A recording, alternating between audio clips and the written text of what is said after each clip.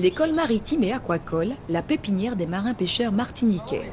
Ici, 80 élèves se forment à devenir matelots, mécaniciens ou dirigeants d'entreprises maritimes. Parmi eux, Anthony, 26 ans. Il est en terminale de bac professionnel électromécanicien maritime. Sa spécialité, les moteurs, comme on en trouve dans l'atelier. On va présenter celui-ci. Alors, les élèves, bien sûr, travaillent sur ce moteur, pour la mise en marche du moteur. Là, c'est le réel. Et ça paraît d'autant plus important, justement, de travailler, justement, avec le toucher ici. C'est bon, on peut y aller? Loin du cambouis, à l'école de pêche, les élèves s'entraînent aussi sur des simulateurs. Non loin de l'atelier, Thomas Monrose, 17 ans, tient la barre d'un bateau virtuel. Il prépare un CAP matelot et sur le logiciel tout neuf, il s'exerce à la navigation.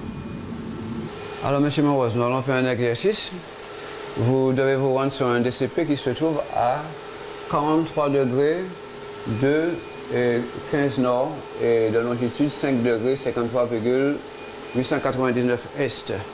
Donc, vous devez vous rendre pour pêcher, et bien entendu, et puis retourner à terre. Donc, et la carte, là, il y a le GPS. Ça, c'est le tableau de bord. Tout ça, maintenant.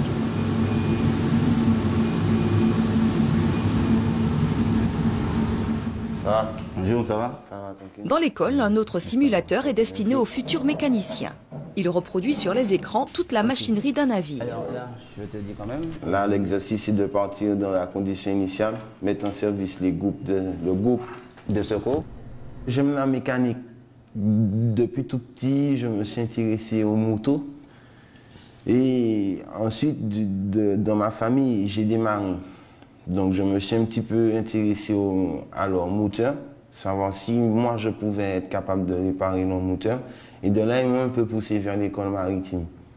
Et après, en arrivant à l'école, j'ai vu qu'il n'y avait pas que la pêche, il n'y avait pas que les petits moteurs, il y avait pas mal d'autres choses. Et avant même d'avoir décroché son bac, Anthony a déjà du travail. Il officie sur un remorqueur qui porte assistance à des navires dans tout l'archipel. Grâce à ça, j'ai aussi pu voyager, découvrir du monde, du pays.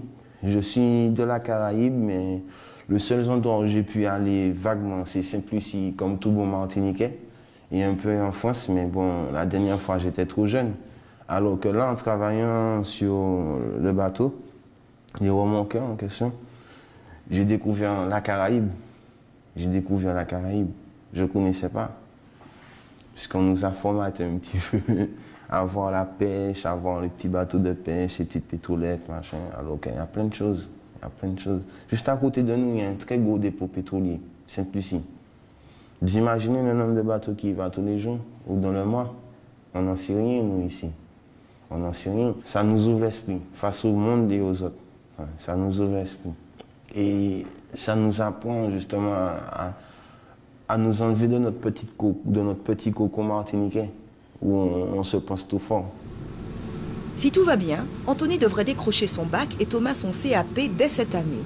Ils devraient ensuite, tous les deux, entamer leur vie professionnelle tournée résolument vers la mer.